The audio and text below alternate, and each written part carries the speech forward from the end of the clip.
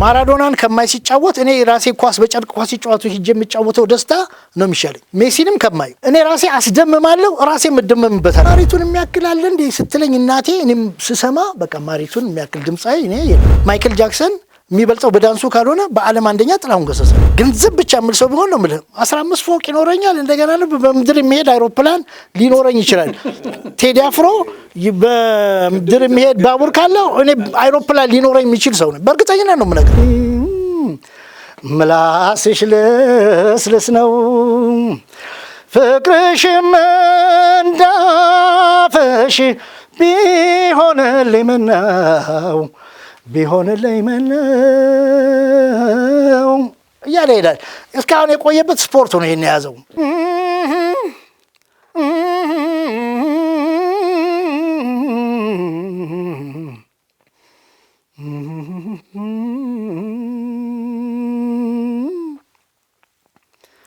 ያም ሲያማ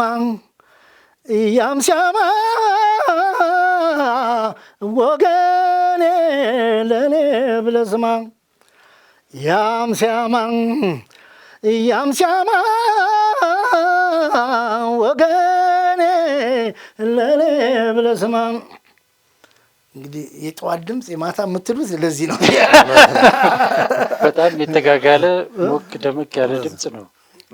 እውነት ነው እንዴ? ያው ወሎ የሚሸት ነው። ወሎ ሁለታችንም ደሴዎች ስለሆን ወሎ የሚሸት ነው። ዛሬ እንግዲህ አድማጭ ተመልካቾቻችን እነሆ ዛሬ የምንገኘው ከሁለቱ ወሎ ካፈራቻቸው ድንቅ ታዋቂ ሰዎች ጋር ይሆናል።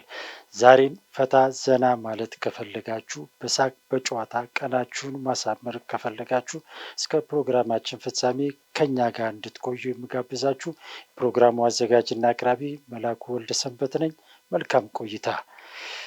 እንግዲህ እግር ኳስ ተጫዋችና ዘፋኝ ከተገናኘ ሳቅ ጨዋታው እየደራ ነው ይላሉ ብዙዎች። እውነት ወይስ ውሸት? ለእኔ በጣም እውነት ነው። እስኪ ብሬን ደግሞ ጠይቀው እንዴት እንደሆነ። የግድ ነው። በኳስና በዘፋኝ መካከል ብዙ የማይረሱ ነገሮች ስላሉ የግድ ነው በሁለቱም። ስለዚህ ዛሬ አድማጭ ተመልካቾቻችን ይህን በተግባር እናረጋግጥላቸዋለን ማለት ነው። እንግዲህ ብርሃኑ ፈይሳን በእግር ኳስ ተጫዋችነት፣ አበባው ተፈራን ደግሞ በድምፃዊነት ብዙዎች ያውቋቸዋል። ነገር ግን ሁለታችሁን የአንድ ሙያ ባለቤቶች ብቻ አድርጎ መውሰድ ደግሞ እጅግ ከባድ ፈታኝ ይመስለኛል። እንግዲህ አበባው ተፈራ በድምፃዊነት፣ በእግር ኳስ ተጫዋችነት፣ በካራቲስትነት እንዲሁም በሹፍርና ሙያ እየሰራ ትገኛለህ። አሁን ላይ እንግዲህ ሹፍርናውን ጠበቅ አድርገህ እሱ ላይ እንዳለ አውቃለሁ።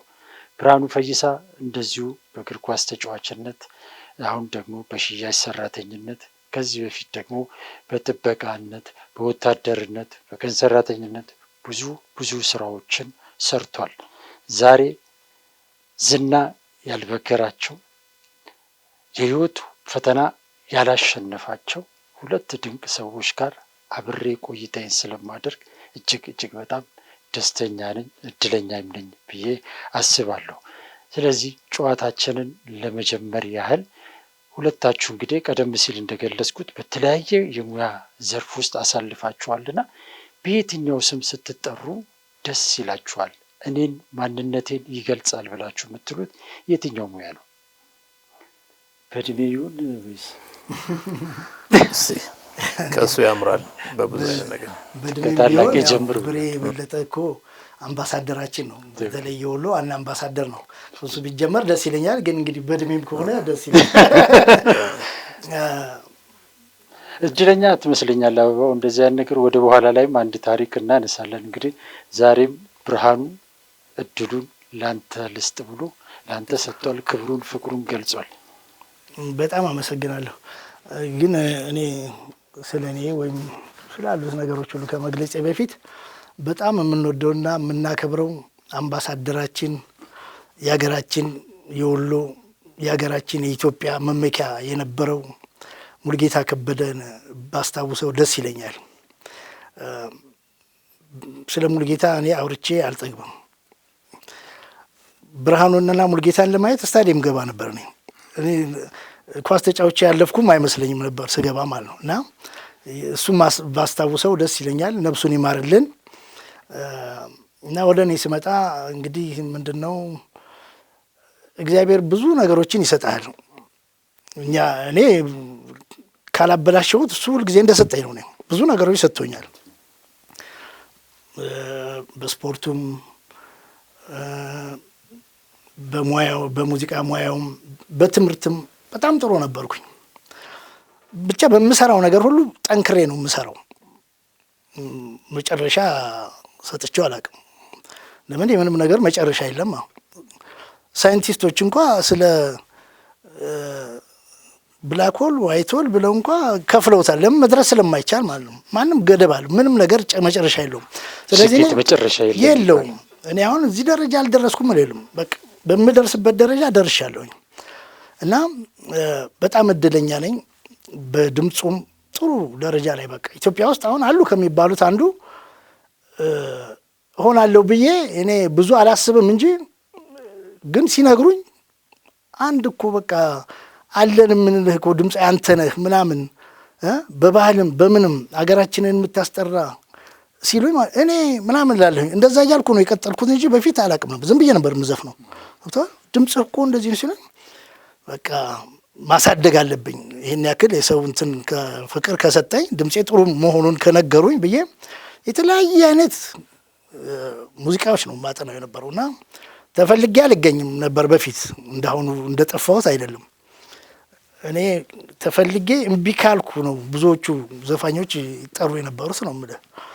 እና ያ በዛ በሙዚቃው አንድ እድለኛ ነኝ።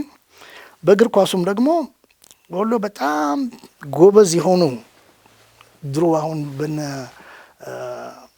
አቶ ይድነቃቸው ጊዜ የነበሩ ሰዎች ሁሉ ማለት ነው ለሙያው በጣም ራሳቸውን መስዋዕት ያደርጉ ያን ብር ያለ ምናምን ሌሊት እየተነሱ እየሰሩ ምን እያሉ ከነሱ እያየን ነው። እኛም ገንዘብ አይተን አይደለም። አሁን ነው ገንዘብ የመጣው። ገባ ለቀበሌ ትጫወታለህ ለምን ራስን አሳልፈ የምትሰብግ እና ሙያን ለማሳደግ እኔ ሙልጌታ ከበድን ብዙ ጊዜ የማነሳው ለመሰለም አሁን ዛሬ 4 ኳስ ይዞ ይመጣል አስታውሳለሁ። ይሄን ቅጣት ምት ብቻ ሲመታ ይውላል።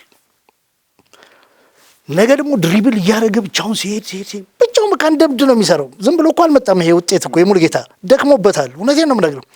ለብቻው ደግሞ ወንድሞቹን ኳስ ወሩሩ እያለ ኮርና ደግሞ ገና እንደዚህ ታዋቂ ሳይሆን ደሴ እኮ በአንድ ጊዜ ነው ብድግ ያለው። ለምሳሌ ፔፕሲ ገና እንኳን እንትን ሳይል ነው የሚያወራሃለው። አሁን የነበረው የፔፕሲ ምናምን ሳይገባ ነው ከፍተኛ 2 ገና የሚባል ውስጥ እየተጫወተ እና ራሱን በጣም በቃ አወጣው። ገብተዋል።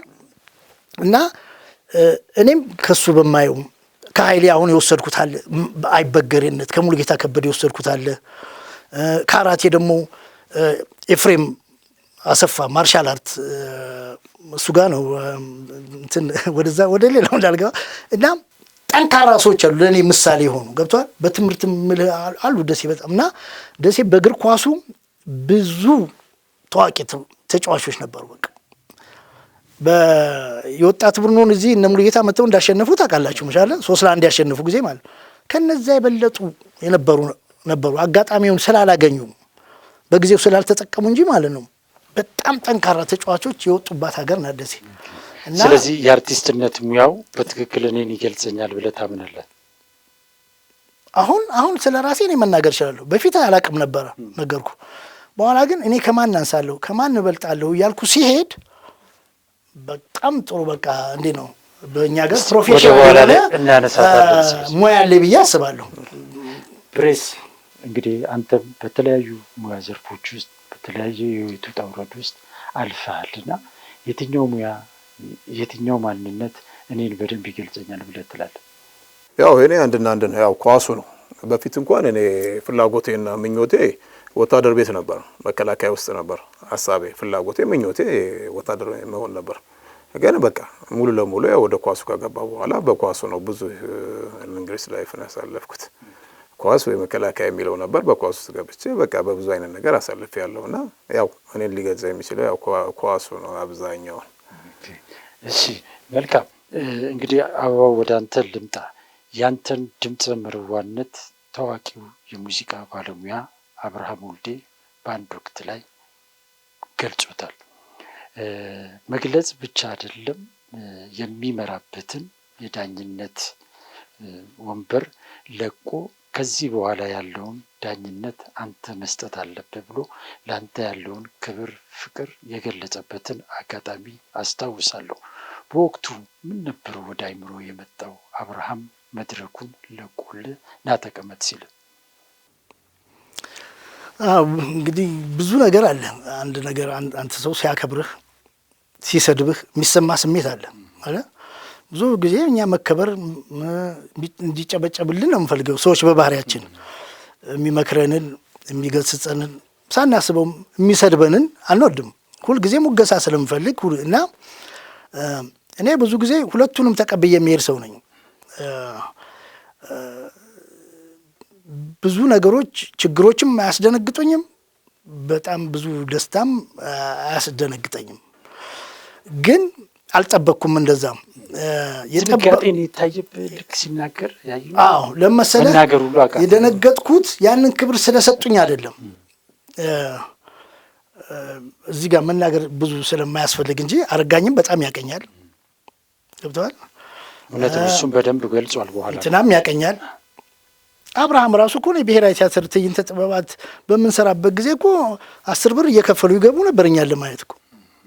ባጭሩ ነው የምነግርህ። ስለ ሁሉም እንዲህ ማለት አይቻልም። ገብተዋል። ለእኔ የተሰጠኝ ክብር በዛብኝ አልልም፣ በጣም አንሶብኛል። ለምን እንደው ታውቃለህ? ሁኔታውን አጥንቼ እኔ እናቴ ታማ ነበር። እናቴ የዛሬ 4 ዓመት አረፈች። እህቴ ደግሞ በ2 ዓመቷ የልብ ህመም ነበረባት እና እኔ ብዙ ቦታዎች ሄጃለሁ። ብር እግዚአብሔር እስከሚበቃኝ ሰጥቶኛል። እኔ መያዝ ስለማልችል ነው። ገብተዋል። በተለያየ አይነት መልኩ አልይዝም። ኮንዶሚኒየም እንኳን ተመዝግቤ አላውቅም። እኔ አንዳንዱ ተመዝገበውና እስኪ ከሰው እንኳ ተበድረህ አየር ባየር ትሸጠዋለህ ሲል በፍጹም ስለዛ ማሰብ አልፈልግም። ካለኝ ይከፍላል ካለለኝ ምል ሰው ነኝ እና እዚህ ዳኝ ሲለኝ እኔ ውስጤ ብዙ ነገር ነበር እንትን የሚለው ለመሰለህ። መጀመሪያ ከጨዋታው እንደወጣ አደረጉኝ። ለምን አበባው ካለ አንደኛለቱ አሁኑ ተበላ ብለው እንደሚሉ እርግጠኛ ነኝ። ገባህ? ሁሉም ያቁኛል። እዛ ጋር እናንተም አይታችኋል። በሚሊዮን የተሰጠው ሰውዬ እኮ እኔ ኩሪፍቱን ጦጣ አበባ አንዳንድ ስልጠና ስጥልኝ ብለው እኮ እነሱ እንደማይሰለቻ ሲል በል እያልኩ እኮ ያልኩትን ነው አንደኛ እኮ አድርጎ የሰጠው እኮ። አየው እኔ ብድር ብትለው የሚሰጥ ሰው የለም ብዙ ሰው። እኔ በጣም እንትን እላለሁ መሰለህ እና እናቴ ስለታመመች ቢያንስ እድሜ ካገኘች እህቴም ደግሞ ልቧን ብዙ ጊዜ ጳውሎስ ይሄዳል ብዙ ብር የምናወጣው እኔ ያገኘሁትን ብር ምሰራበትን ጨርሼ ከአንዳንድ ሰዎች ሁሉ እየጠየቅኩ ነው። ለብዙ ዓመት ታማለች እናቴም እና እኔ ክብሬ ይቅርብኝ። ስለዚህ አንደኛ ቢቀር ገብተዋል፣ ሁለተኛን አላጣም። ስለዚህ ዓመትም ይፍጅ 2 ዓመት እናቴ በሕይወት ካለች እህቴም ካለች አሳክምበታለሁ። ልክ እንዳገኘሁት አድርጌ ነው የምነግርህ ነው። ከሌሉ ተስካሯን እንኳ አጠበታለሁ። ሌላው ቢቀር የጠፉ ጓደኞች ያዩኛል፣ ስፖንሰርም ላገኝበት ይችላለሁ ብዬ ነው እኔ እጅ 150 ብር ከፍዬ የተወዳደርኩት። ከመጀመሪያው ዘጉት። አንተ እኮ ካሴት አለ። እኔ ካሴት ያሰራሁት ልጅ አለ አንድ ማሲንቆ ይዞ የሚጫወት የነበረ አይታችሁ ከሆነ የአብርሃም ወልዴ ላይ ብዙ ጊዜ እንትን ብሏል፣ ቀርቧል። ለብዙ ውድድሮችን አሳልፎታል። 5 ካሴት አለው። እኔ እንዳውም 1 ካሴት አሰርቸዋለሁ። ዳምጤ የሚባል እንትናን የማሪቱንና እንዳው ከንበል የምትለው ማና ዘፋኛችን የዚነት ሙሀባን የዚነት ሙሀባን ካሴት የሰራው አምጣው ብሎኝ ይሄን ወስጄ ካሴት ያሰራሁት ልጅ እሱን ያሰሩት 5 ካሴት አለው። እኔን ግን ከውድድሩ ለማውጣት ሲሉ እና አንተ ማወዳደር አይችልም፣ ካሴት ሰርተሃል፣ እኛ ይሄንን አዲስ ለሚታወቁ ሰዎች። ከዛ በፊት ተስፋነሽ የምትባላለች ደግሞ ወፍራም የነበረች ከነ ዳዊት ጽጌ ጋር ተወዳደረች። እሷ ራሷ ካሴት አላት። አረጋኛ ቃታል ደቡብ ብዙ አብረው እኮ ሰርተዋል። ደቡብ ብዙ ሁሉ አረጋይ ጋር ሰርታለች እሷ። ግን እና እዛ ውድድር ላይ ነበር አለች እስከ መጨረሻው ድረስ እኮ 4ኛ ድረስ ሄዳለች እኮ በየው ገብተዋል። ዝም አልኩኝ ያንን ተው ስለመሰለ እንዲህ ብሎ አልናገርም። እኔ አሁን የምናገረውን በጣም ተናግሬዋለሁኝ። አብርሃምን ሲደውልኝ በ3 ዓመቱ የት ነበር ካልኩት እና አሁን ግድለ በዚህ ነው የተለያየ ነው። ለምን ስለዚህ እንደዚህ አይነት አይዶል ላይ የሚወዳደሩ ሰዎችን እንኳን በደንብ አሁን ያሰፋሁት ለምን መሰለህ እኔ እዛ የምወዳደርበት ልጆቼ ጋር የምወዳደርበት ጊዜ አይደለም። ችሎታዬም ቢኖረኝ ክብሬን አውቀዋለሁ። እኔ ገብቶሃል። ክብር ይበልጣል እኮ ከሁሉ። እኔ ብዙ ሰው ረድቻለሁ። አሁን መቄዶንያን አይቶ እኔ ረዳሁ ልል አልችልም። 10 ብር ሰጥቼ በአቅሜ የምችለውን አድርጌያለሁ ለብዙ ጓደኞቼ። ከብሔራዊ ውትድርና እንኳን ጠፍተው ሲመጡ ሆቴል እያስኩ እየተከፈለ ገብቶሃል። እና እኔ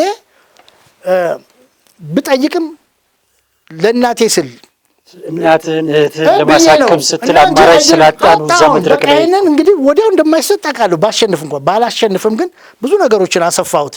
ያቀኛል። የሚያሰራኝ ሰው ሊመጣ ይችላል። ገባህ። እኔ እንደዛ ነኝ። መጀመሪያ ሰርቼ ነው የሚሄደው። ዘጉት በቃ አንተን ማወዳደር አንችልም ሲሉኝ እዛ እንትናን ማለት እችላለሁ። አሁን እየቀረጣችሁ ነው። ስለዚህ የደነገጥከው ያ ነው የመጣው ወደ አይምሮ ማለት እኔ ጠበቅኩት ይሄን አይደለም። እንዳውም እግዚአብሔር ይስጣቸው እንጂ ማለት ነው። አይ በቃ አንተ ድምጽህ ጥሩ አይደለም በቃ ብለው የመጀመሪያው ጊዜ እኮ ሊያባርሩኝ ይችላሉ። አየው ያንን ግን እንደማያደርጉት አውቃለሁኝ። ለምን ድምጽ ያለ ሌላም ሰው ሊፈርድ ይችላል እንጂ እዛ ውድድር ውስጥ እንዳልቀጥል እንደሚያደርጉ ገምቻለሁና ግን እዚህ ጋር እነሱ አሁን እዚህ ጋር አንድ ግልጽ እንድታደርግልኝ የሚፈልግ የደነገጥኩት ለመሰለም እና ልነሳል ያለው ማስመሰል እንደሆነ ስላወቅኩኝ አይምሮዬ የደነገጥኩት ምን ልናገር ገብቶሃል። እኔ የምታወቀው በመናገሬ ነው። የምናገሩ ትክክለኛው ነው።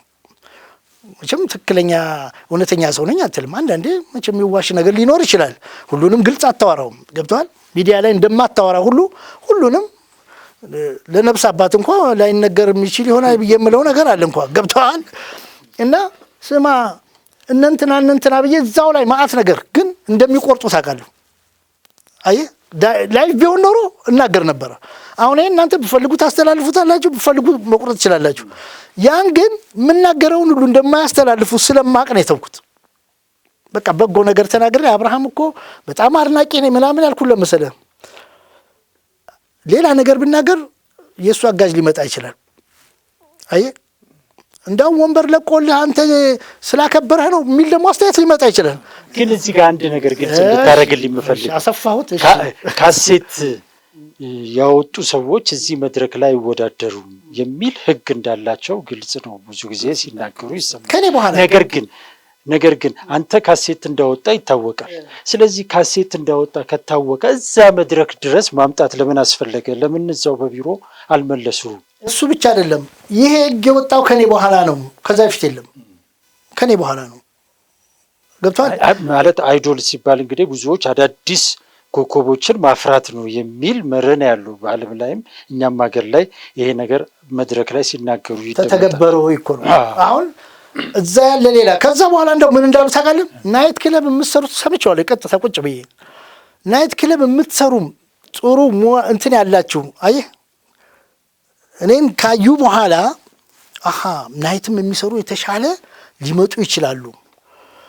ካሴት ተወጣችሁ አላለም። ናይት ክለብ የምትሰሩ ያላችሁ ጥሩ ችሎታ ያላችሁ ኑ ብሎ ማስታወቂያ 2 ጊዜ ሲናገር ሰምቼዋለሁ። ከኔ በኋላ ተብሎ ያውቅ ገባ እና ይሄ ሕግ ሲሰራ ነው እንጂ ካልሰራ አይድል እኮ እንትን ኢሚቴት የሚያደርጉ አላየህም እንዴ? የሌላ ሰው ዘፋኝ የዘፈኑ የታወቁ ዘፋኞች እኔ ሰምቼ አውቃለሁ። አንድ ጊዜ ድሮ የዛሬ 30 ዓመት ይዘፍን ነበረ ታዋቂ ሆኖ ጠፍቶ ተብሎ እንደ አዲስ የመጣ ሰው አይቻለሁ። የበዛ ባይደል በአሜሪካው ማለት ነው። ግን ዘፋኝ ታዋቂ የነበረ ነው። ስለዚህ ይሄ የራሳቸው ስለዚህ አድናቆት አይደለም፣ እኔን የማሸሻ ነው። አድናቆት አይደለም። ከዛ በኋላ አንድ ቀን ደውሎልኝ አያውቅም። አረጋኸኝም ያም ገብቷል። እንደውም ተገናኝተን እኮ ሌላ አዲስ ነገር አንተን ዳግም ወደ መድረኩ የመመለስ ነገር የሚመስል ነገር ነው መድረኩ ላይ ሰማ። እንደውም አሟሟቂ ሊያደርጉኝ በየሳምንቱ እየመጣህ ተወዳደሩ እኮ ብሎኛል። እኔ እኮ በጣም ማሰብ የምችል ሰው ነኝ። ቤተሰቦቼን በስርዓት የመራው ራሴን መርቼ እኔ ገብቷል። ሰው በብር ካመነ ያልያዘው እኮ እውቀት ስለሌለው ነው። ያልያዘው ጸባው እንዲህ ስለሆነ አይደለም። እኔ ከልጅነት የጀምሮ ሰው አፍንጫ አልነካም፣ አፍንጫ እንዲነካ አልፈልግም። ገብቷል። ስህተት ካለ ደግሞ ወዲያው ለማረም ሞክር ሰው ነኝ።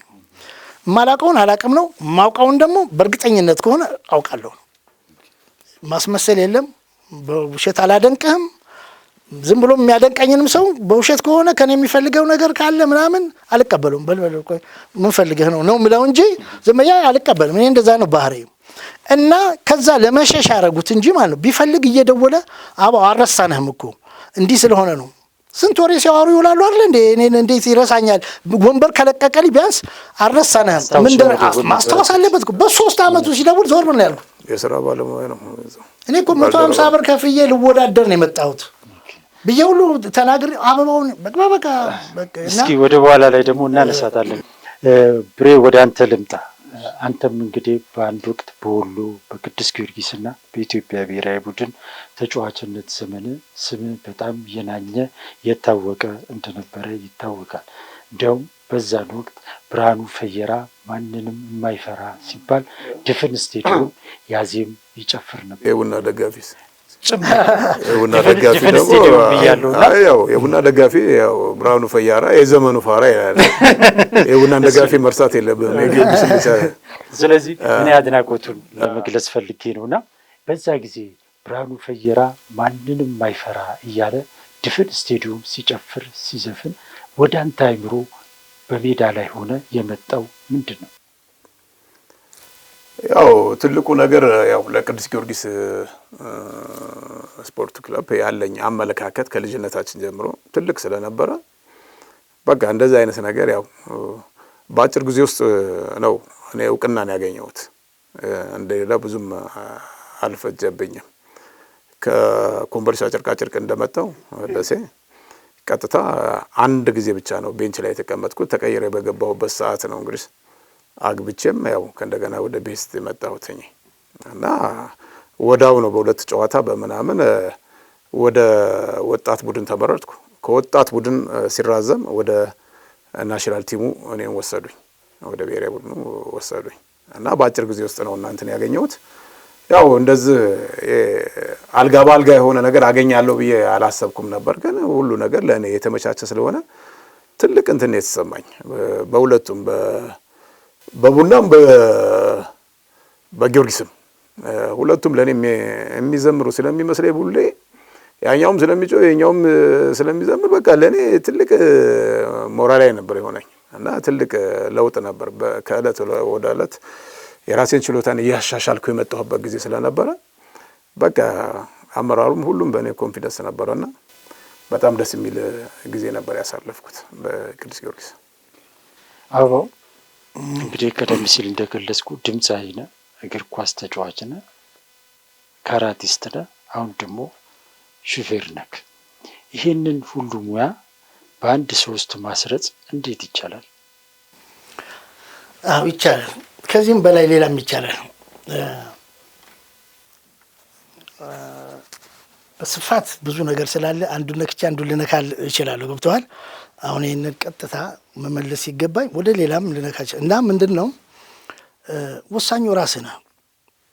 ተስፋ መቁረጥ የሚባል እኔ ጋር በህይወቴ የለም። ተጋለሁ ስራ ከሌለ እኔ በጣም በቃ የወረደ ስራ ነው የሚባል ካለ እንደው ቢያንስ ሽንት ቤት እንኳን ድሮ በባሊ የሚያወጡ ሰዎች ነበሩ አለ የማዘጋጃ ያን ሁሉ ልሰራ የምችል ሰው ነኝ። እንደነገርኩ ግን ማንም እችን እንዲነካት አልፈልግም ብያለሁ። ኖሮኝ በጣም ኮርቻ አላቅም፣ ሳይኖረኝም አጎንብሻ አላቅም። ገብቷል። መሆን ያለበትን ነገር የሚገባ ቦታ ላይ ያደርጋለሁ። ጋራጅ ስገባ የጋራጅ ልብስ ነው የምለብሰው። ሆስፒታል የሚሄድ ከሆነ ደግሞ ነጣ ያለ ልብስ ለብሼ ነው የሚሄደው። የሚገባ ቦታ ላይ የሚገባው ንግግርና ድርጊቶች ለማድረግ ጥረት አደርጋለሁ፣ ሳላውቀው ካልሆነ በስተቀር ማለት ነው። ወይም ከአቅም በላይ የሚሆኑ ነገሮች ካልሆኑ ንግግሮቼ ሁሉ ቁጥብ ናቸው። እና ምን ልል ፈልጌ ነው እኔ ራሴን ስለማቅ ለምን እንደ አሁን ሩጫ ራሱ ከ11 ሰከንድ ሮጠው ነበር 100 ሜትሩን ብያለሁ አለ። ዝም ብሎ አይደለም። ይሄ አራራት በላይ ያለ አሁን ልመጣልህ ነው። ሁሉንም ጠቅለል ያልኩ ለመሰለ ጥረት ወሳኙ የራስ ውስጥ ፍላጎት ነው ለማለት ነው። አራራት ጋር ላይ በግ የሚሸጡበት አለ አይደል? ኃይለኛ ዳገት ነው። ያለኔ ማንም ሰው ተንደርድሮ ጫፍ ድረስ ማንም ሊሮጥ አይችልም። እርግጠኛ ነኝ። ማንም በቃ ቀነኒሳን ሩጥ ብትለው አይሮጥም። ለምን እኔ መጀመሪያ 3 ሜትር እየሮጥኩት 5 ሜትር በጣም ስሮጥም ፈጣን ነኝ ብያለሁ። ከና አሸናፊ ሲሳይ በበለጠ ደረጃ ደሴም ይማሙ በላይ የሚባል ነበር ፈጣን ሯጭ። ከሱ የተሻለ ሮጥ ነበር ያውቃሉ የሚያውቁኝ ማለት ነው። አሁን እንኳን በዚህ በስተርጅና እኔ ኳስ ይዤ ከሄድኩኝ የዚህ ጤና ቡድን ማንም የሚከተል የለም። በቃ ሄድኩኝ ማለት ነው። እንደጀት ተተኮስኩ። ለምን ሁል ጊዜ እሰራለሁ እና ያልከበደኝ መሰለህ አንደኛ መጀመሪያ ላይ በሙዚቃው ምን ደረጃ መድረስ አለብኝ እንደ ሰው ታዋቂ መሆን አለብኝ ብዬ ብቻ ዝም ብዬ አልደክም እሄዳለሁ። የማይሆን ከሆነ እተዋለሁ። እኔ ግን እዛ ብቃት አለኝ ብዬ ብቃቴን ራሴ ያረጋግጣለሁ። ከዛ በኋላ ብዙ አልደክም። መንገዱ የማረከ እሄዳለሁ። አንድ የካራቴው ደግሞ ፖሊስ ሰርቻለሁ። ፎቶዎች አምጥቼ ነበር እና 74 ላይ አሁን ሙዚቃ ተሰለጠናላችሁ ብሎ የመጀመሪያ ኮርስ ለገዳዲ ሰልጥኛለሁኝ በ74 ዓመተ ምህረት ኳሱን ትተን መጣንና ከዛ 75 ላይ ሌሎቹ ሙዚቃ ታጠናላችሁ ተብሎ እዚህ ኮልፌ ፌዴራል ሲመጡ እኛም መጣን አንድ ላይ ማለት ነው። ስንመጣ ከኮሪያ የመጡ ካራቲስት አሰልጣኞች ፖሊስን የሚያሰለጥኑ ነበሩ እና እኔ ዝም ብዬ ቁጭ ከምል ለምን እነሱ ጋር አልሰራም አሉ። ነጋሽ ደስ የሚባል ነበረ ሳቡ የቴኳንዶ አሰልጣኝ አታውቁትም? የሚያውቀው የለም። በህይወት አልፏል፣ ነፍሱን ይማረው እና በጣም ታዋቂ ነው። ግን በዛ ደረጃ ያውቁታል እንትኖቹ ማለት ነው አርቱ ውስጥ ያሉት። እሱ አሰልጣኛችን ነበር 74 የጅዶ አሰልጣኛችን ነበር እዛ ለገዳዲ ማለት ነው።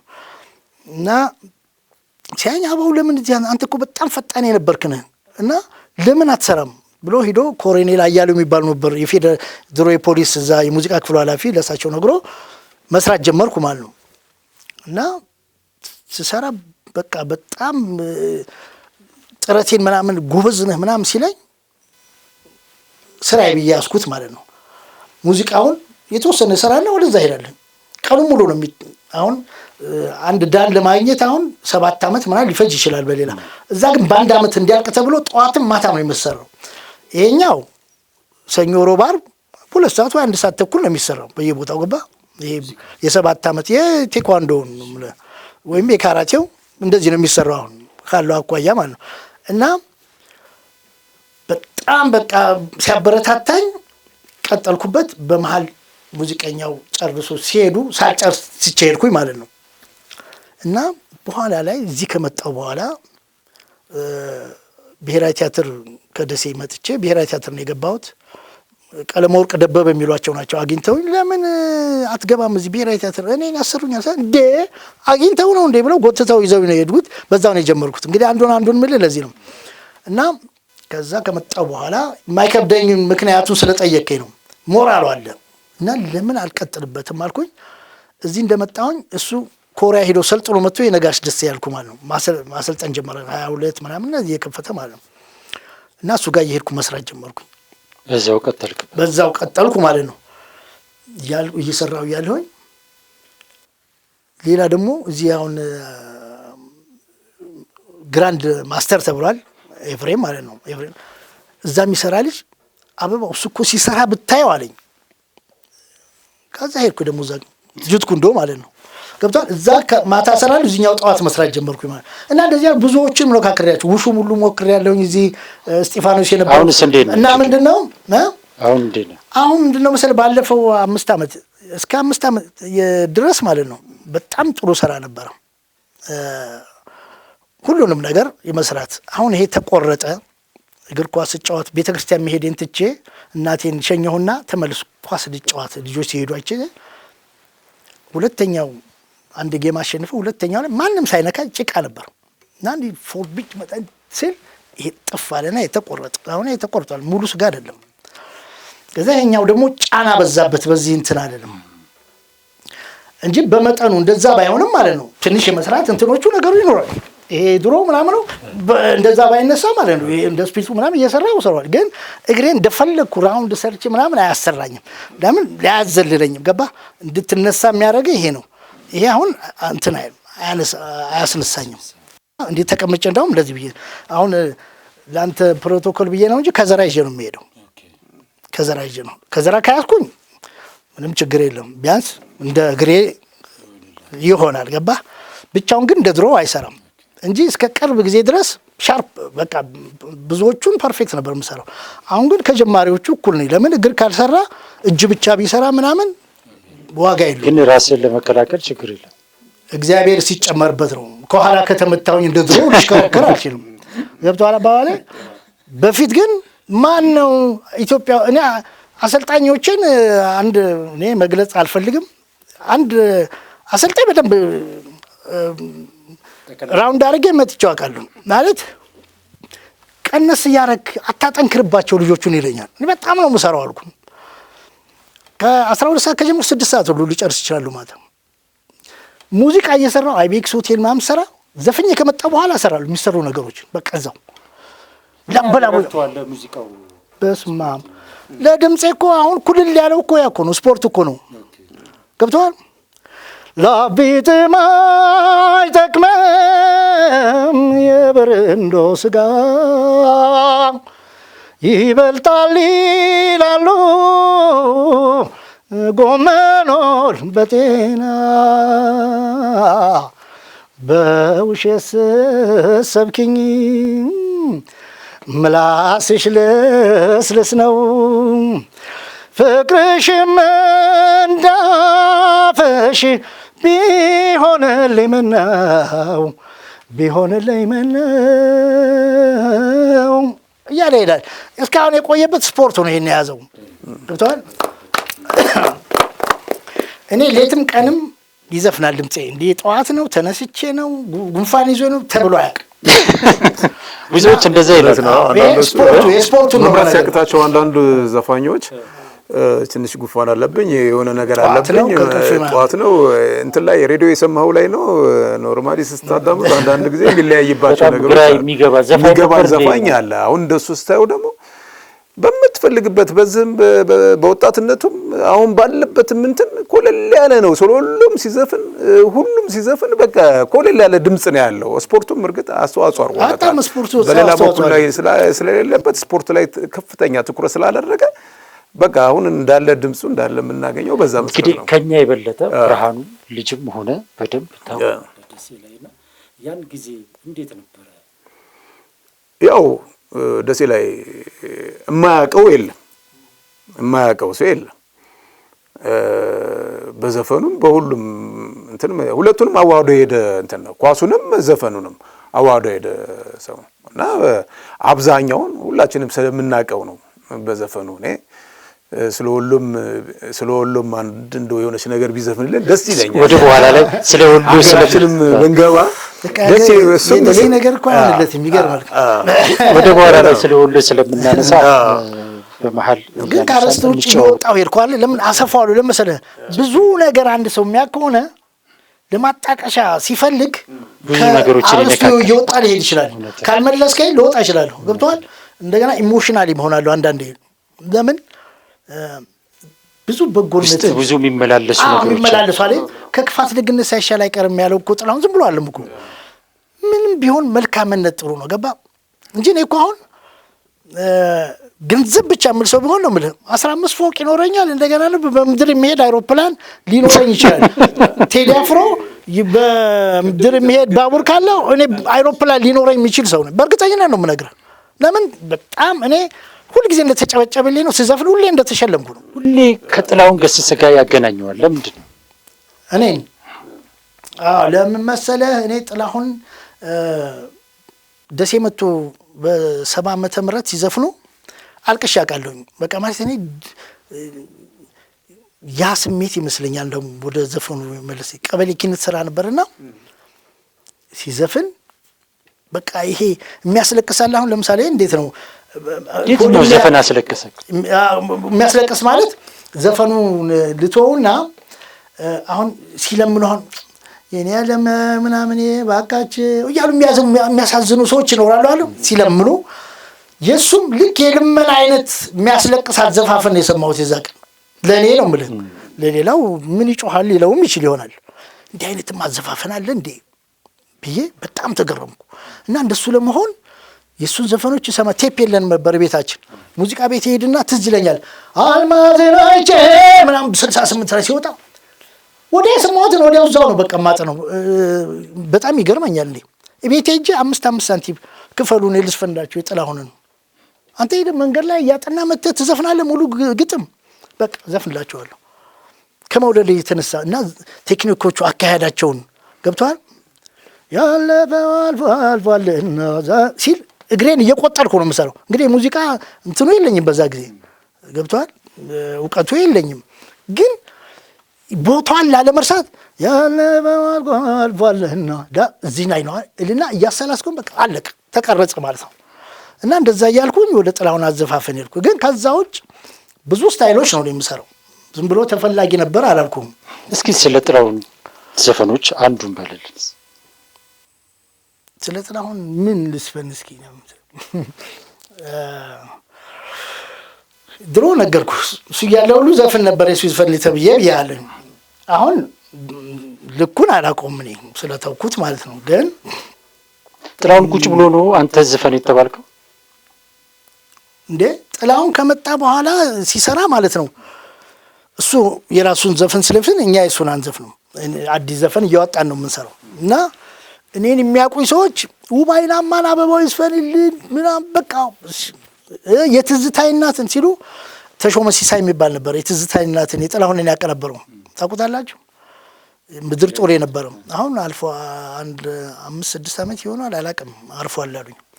አውቀዋል ዘፈን የትዝታይ እናት እና እኔ ያን ስቴጅ እኔ ነበርኩ ለማመደው የነበረው ማለት ነው። እና በቃ እንግዲህ ናፈኳቸው ሲሆን ሲሉ ለምን አይሰራም አለው። ጋሽ መራይ ናቸው በቃ ያዙለት ይስራ ተባለ።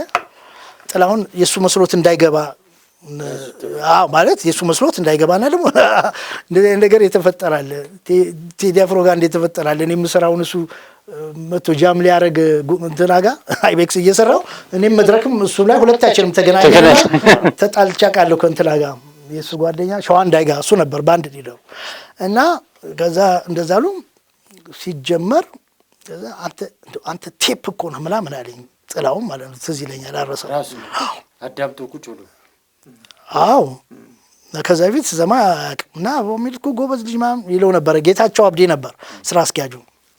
እና እንደዚህ አይነት ጥበበኛ ሰው እኔ ዛሬ ነው ያየሁት። ጥላሁንን ምን አደንቃለን ግን በዚህ በልጅነቱ ሁሉንም አሟልቶ የሰጠው ብሎ ጋሽ ቀለመወርቅ ካስገቡኝ በአንደኛው ቀን ዘፈን ተጠንቶልኝ አንቺ ሊጎፈሬን እንደውም በእኔ ነበር የሚታወቀው። አንቺ ሊጎፈሬ ጎፈሬ የሚለውን ልክ በሱ ስኬን ነው የምሰራው። አንቺ ሊጎፈሬ ደሬው ጠባል ሲባል እንዲት አይነት ድምፅ መብረቅ እየተባለ እና እስኪ በለዋል የትኛው ሊበላ ለቀቅ ያርገው ግዴታ ነው። ድምጹም ደግሞ እንደሱ ለቀቅ የሚል ድምጽ ነው ያለው። የጥላሁን እንደዛ ስለሆነ ይሞከር እንግዲህ ሜጀር ማውጣት መውረድ የሚባል የለም። ግን ላስተካከለው ከፈለኩ እናንተ እንትን ማለት ይችላል። ፍቅር ከዚህ ቀደም ብዙ አንገላቶኛል ዛሬም ከኔው ላይ ነው ምንድን ይሻለኛል መዳኔንም እንጃ ፈርጃለሁ ሳልተኛ በውኔ ያለሁ ፍቅርሽ ቆጭ ብዬ ያቃዠኛል ኧረ ምን ይሻለኛል። ይበቃኛል። አሁን የጠዋት ድምፅ የሚለው አሁን ነው የመጣው። እውነት ነው። አረጃዋ እንግዲህ ያው ትልቁ ነገር በዘፈን በተገናኘ ያው አብዛኞቹ ዘፋኞች አውቃለሁ። አብዛኛው ዘፋኞች አውቃለሁ። ያው ስፖርተኛ አዎ ከእንደገና አልከፈሉኝም እንጂ መልሶ አልከፈሉኝም እንጂ በቃ አብዛኛውን ያው የዛን ሰዓት ጭፈራ ቤት ስለነበር ከድል በኋላ ሁሌ ጭፈራ ቤት አገኛቸዋለሁ።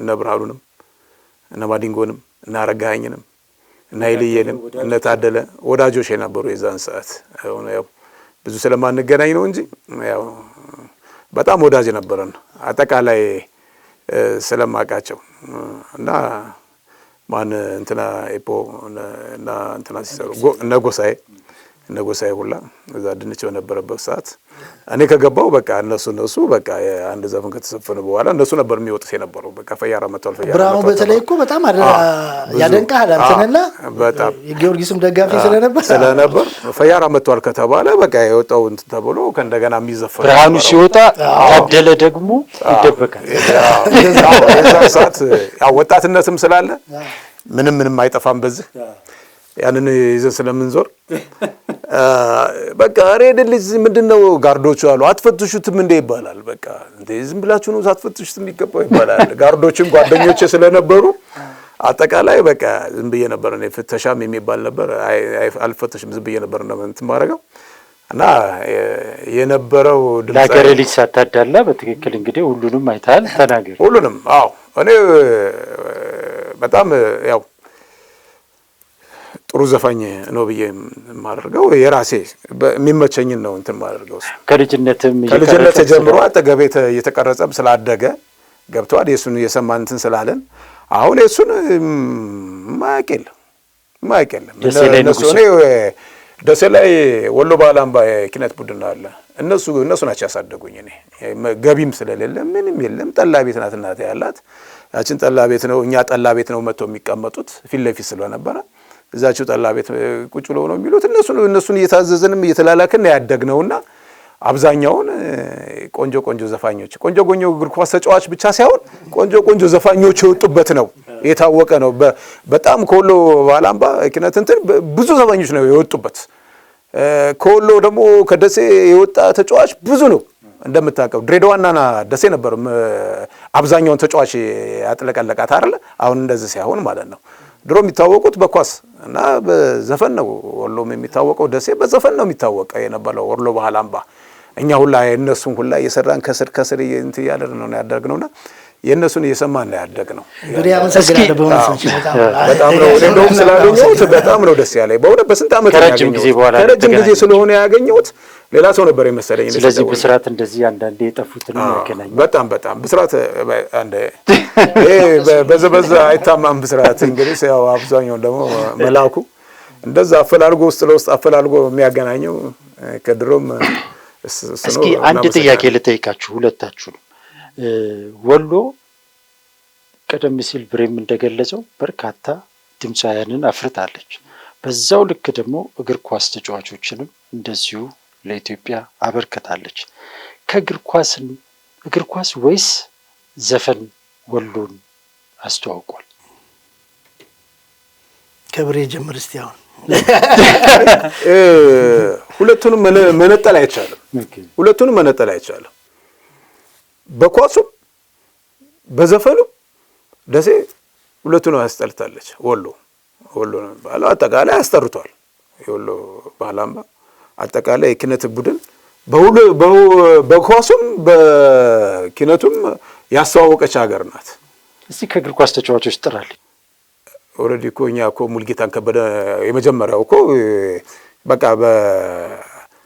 በኢትዮጵያ ፈቅደ ቀዳጁ ሙልጌታ ከበደ ነው ሙልጌታ ከበደ የትም ጫፍ ብትወጣ የማያውቀው ሰው የለም ገብቷል እና ያ ሁላ ጫፍ አሁን ለምሳሌ ደቡብም ግባ የትም ግባ ሙልጌታን ከበደ ያየን ያደገው ገብቷል እኛም ከስሩ ያደግን ብዙ ላሁኑ በቃ ነው ሙልጌታን ከበደ ነው ከዛ በኋላ ብዙ ተጫዋቾች ፈርሰናል እሱን ያያየን ማለት ነው በናሽናል ቲሙም አጥለቅልቀለው የነበረው የወሎ ነው እንግዲህ አብዛኛው የወሎ ተጫዋች ነው አብዛኛው ነው የመጣው ማለት ነው በየአመቱ አነሰ ቢባል ከ30 ከ40 በላይ አዲስ አበባን ያጥለቅልቃት ነበር መተው የአዲስ አበባ አሰልጣኝ ደሴ ነው የሚመለምሉት የነበረው ለፕሪሚየር ሊግ ተጫዋችነት ምርጫ ደሴ ነው የመጡ እንትን የሚያደርጉት ውድድር በኑሮ ቁጥር ደሴ መተው ምርጫውን እንደ ሰውነት ቢሻው ይዛን ሰዓት አስተውሳለሁ በነገራችን ላይ አሰልጣኝ ሰውነት ቢሻው የደሴ ውጤት ነኝ ይላል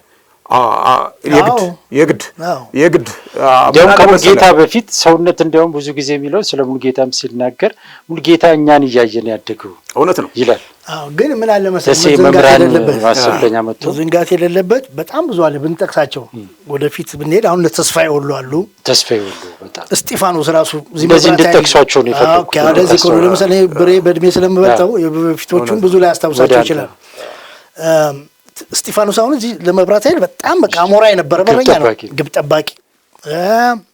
ሞሪሎ የሚባል ነበረ የገበሬ ለተንዳሁ የሚጫወት አስፋው በላይ የሚባል ነበር። በቃ ክብሮም ፖሊሱን የኦሜላውን ታቋል። መልኩ ቁመናው አፍሮ በቃ ቁመናቸው ጋር እኮ ደግሞ አሁን ከኛ እኮ እንደ ብርሃኑ ነው ቁመቱ ዘለግ ያለ ማለት ከደም ብዙዎቹ አሁን ያለ የድሮዎቹ ግን ዝግባ የሚባሉ ናቸው። አንሷር የሚባል ነበር። በቃ እንደነ ጆርጅ ቤስት እንደነ ጋሪንቻ አይነት ሰዎች ናቸው። እውነቴን ነው የምነግርህ፣ ዝም ብሎ ወሬ አይደለም የምነግርህ። እኛ ኢትዮጵያዊ ነን። የድሬዳዋም የጅማም ሁሉም በቃ በኢትዮጵያዊነቱ ነው እኛ ማንሳት ያለብን። የደሴ የወሎ ምናምን ማለት አይደለም፣ ግን ስላደግንበት ዛሬ ዋናው መወያያ ስለሆነ ነው እንጂ ነው የምልህ። በጣም ብዙ አሉ። ተመስገን የሚባል ነበር 5 ቁጥር፣ ለማ የሚባል ነበረ፣ ፍላንስ ዘርአይ ደረስ የሚባል ነበረ። እዛ ውስጥ አሁን ሀድጎ የሚባል ነጭ ሽበት ብቻ ነው ሲጫወት ስታየው ግን አስተማሪ ነው። ነጭ በቃ ከኔ የበለጠ ነጭ ነው ሲጫወት፣ በቃ እንዝርት ነው አልኩ። ገብቶሃል? ሄዶ ቡና ቢስቅም ምን ታዘውት ምናምን ብሎ ነው የሚመጡት ማለት ነው አስተናጋጆቹ። ኳስ ጨዋታ ላይ ስታየው እንዴ ያሰውዬ ነው ልትል የምችለው አይነት ማለት ነው። የዚህ አይነት ብቃት ያላቸው መሐመድ እንድሪስ የሚባል ነበር ለብዙ ዓመት የተጫወተ። እንዳሁን ብዙ ልጆችንም አፍርቷል እሱ ለወሎ እግር ኳስ ወጣት። ማነው ስሙ አሁን ማና አሻጋሪ አሰፋሚ ማባሉ መሐመድ እንድሪስ ነው ብዙዎቹን ግን አበባው ወደ አንተ ስመጣ ግን አንተ የቱን ታስበልጣለህ? እግር ኳስ ወይስ ሙዚቃ ወሎን አስተዋውቋል? ያው መቼም አንድ ነገር ብሬ ብሎታል። ሁሉም በራሱ የሆነ አካሄድ አለው። ሁለቱም ጥሩ። ግን ከልጆች ማንን ታስበልጣለህ ቢባል አሁን አንድ ሰው እኔ ሁሉም ልጆቼ ናቸው ይችላል፣ ግን አንዱን ሊወድ ይችላል። ገብቶሃል? እኔ እግር ኳስ ስፖርት ምናምን በጣም ደስ ይለኛል። እስካሁን እንዳውም ሙዚቃውን ትቼ እኮ ያላቆምኩት እኮ ኳስ መጫወቱንም ማርሻል አርቱንም ሌላውንም ነገር ማለት ነው። ግን ዘፈን በጣም እኔ ራሴ ሙዚቃ ባልሰማ ጉዳይ አይደለም። አሁን ማራዶናን ከማይ ሲጫወት እኔ ራሴ ኳስ በጨርቅ ኳስ ሲጫወቱ ሂጄ የሚጫወተው ደስታ ነው የሚሻለኝ። ሜሲንም ከማይ ለመሰለ በጣም እኔ ራሴ አስደምማለሁ፣ ራሴ መደመምበታለሁ። ገባ? በዚህ እድሜ ገብቷልና እንደዛ ነው። አሁን እኔ እነ ሜሲን ከማይ ጨዋታ ዛሬ ዋንጫ አለ ተብሎ ማለት ና ቤን ጨዋታ ካሉኝ ግዛ ነው የሚሄደው። መጫወት ነው የምፈልገው፣ የሚያስደስተኛ ነው። እና እግር ኳሱ ስፖርቱም ለእኔ ትልቅ ቦታ አለው። ግን ድምፁ ደግሞ የራሴ ድምፅ የሌላ እኔ ካሴት አልሰማም፣ ራሴን የማንጎራጉሩ በቃ አንዳንድ ጊዜ ላጠና ካልሆነ በስተቀር ማለት ነው ራሴን የማጠናው። እንቅልፌን ወስደኸው ከኔ ጋር የታል ብዙ እየተዝካለች በቃ እሷን እያንጎራጎርኩ አንዱን ስለው ምናምን እያልኩኝ በቃ ወደ የውጭ ቋንቋዎችንም የውጭ ዘፈኖችንም ትዘፍን ነበር። when I find myself in times of trouble, Mother Mary comes to me, speaking words of wisdom, let it be. Let it be, let it be, let it be, let it be. Whisper a word of wisdom, let it be. When the broken hearts. የቢትልሶች እንግሊዞች እኔ ናይት ክለብ ስሰራው ውጭ በጣም አንተ አበሻ ሆነ እኔ አንድ አሁን አለም አሁን ሁሉ ነገር እድሜ ጋር ጥናት ጋር ይሄዳል።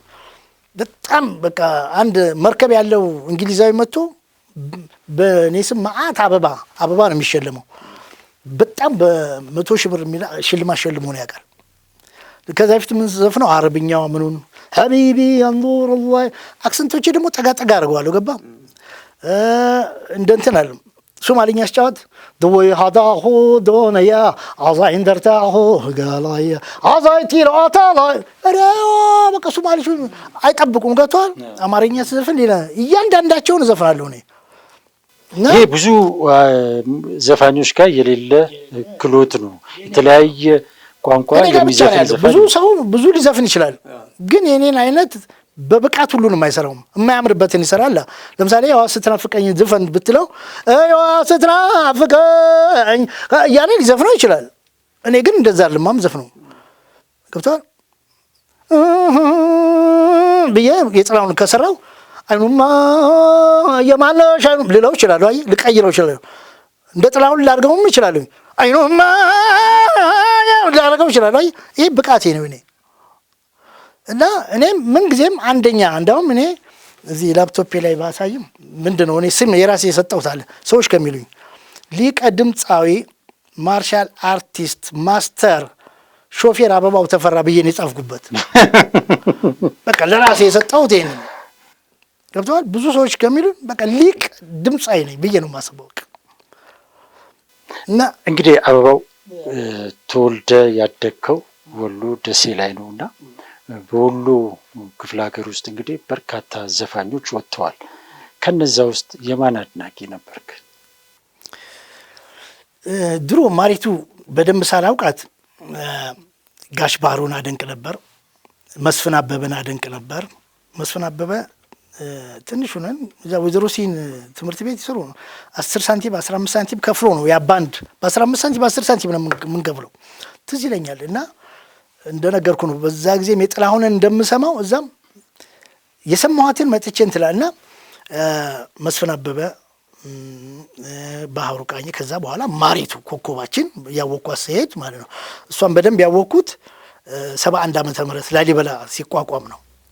ግን እናቴ ስትነገረኝ የትም ቦታ አልጋዋራሽ ራሱ ያለሷ ባህሩ ቃኝና ማሪቱ ካልመጣች ይሄ እንትን አለ አይደለም በየአመቱ ንግስ የኃይለ ሥላሴ እድሜያቸው ምናምን እንትን በሚባልበት ጊዜ 80 ዓመታቸው 81ኛ ዓመታቸው እየተባለ አይጠየፍ የሚባል ጋር ግብር ይበላል። እና እንዴ ማሪቱን የሚያክል አለ እንዴ ስትለኝ እናቴ እኔም ስሰማ በቃ ማሪቱን የሚያክል ድምፃዊ እኔ የለም።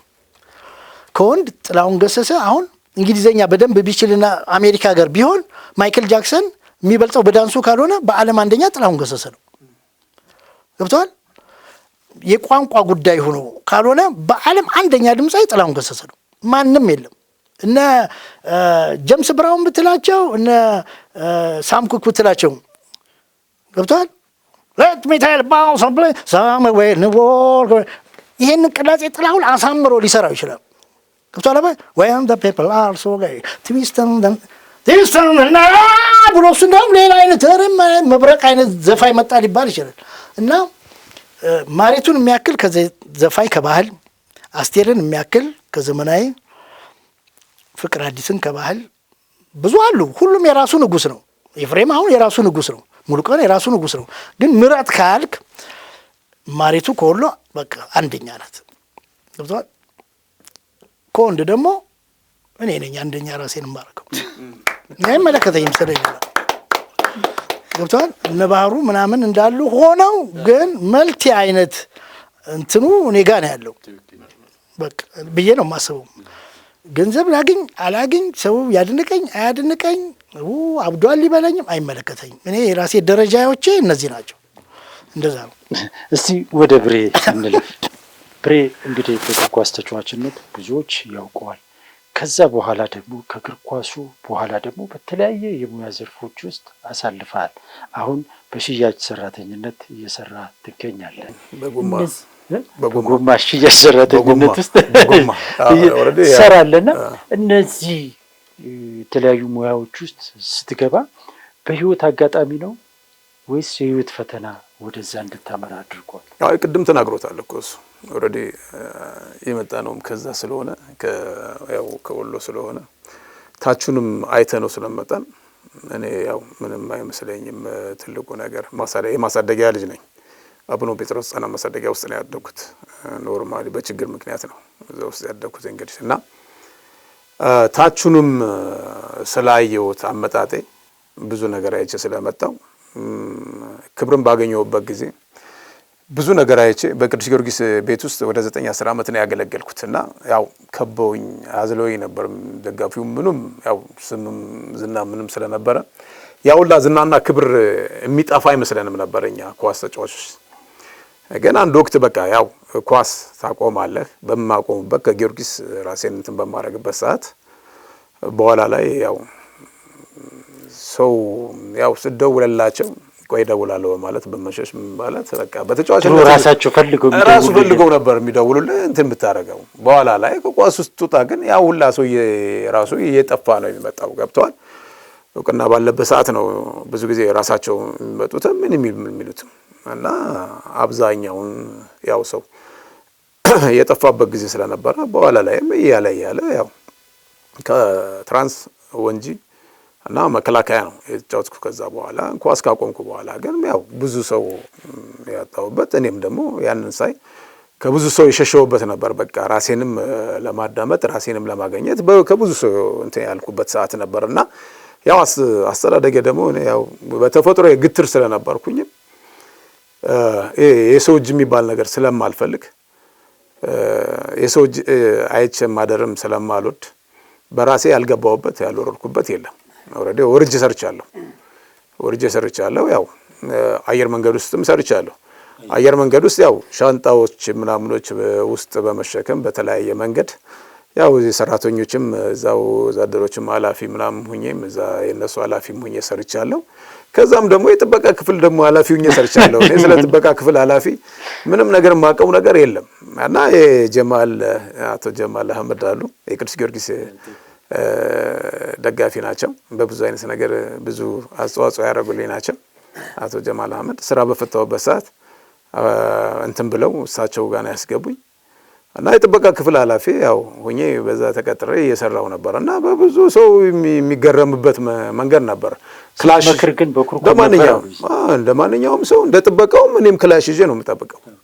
እኔም ክላሽ ይዤ እጠብቃለሁ። ያው ጥበቃውንም አግዛለሁ። አንዳንድ ጊዜ ሳይኖር ጥበቃውንም አግዛለሁ። ማማ ላይ ቁጭ ብዬም ምን ብዬም ጥበቃውን አግዛለሁ። በእንደዛ አይነት መንገድ ነው እንትን ያልኩትና ይሄ ነው የሚባል ነገር እኔ ስለማልንቅ ነው መሸከም ስለምችል በቃ ወርጄ መሸከም ስለምችል ወርጄ መስራት ስለምችል ብቻ ነው። እኔ ሰው ምንም አለ ምንም ቅድም ተናግሮታል። ምንም ነገር አይመስለኝም። እንደዚህ ነበረ አሁን እንደዚህ ወርዶ አንዳንድ ሰው በብዙ አይነት ነገር እኮ ይላል እኮ ብርሃኑ ፈያራ እኮ ነው እዚህ ጎማ እየጫነ ይላል።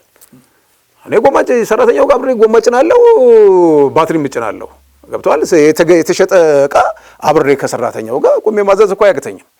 ግን ሰራተኛው ጋር አብረህ እያበረታታ አብረህ ስታዝም እኮ እየሰራ መሆን አለብህ። ቁመ መሆን የለብህም።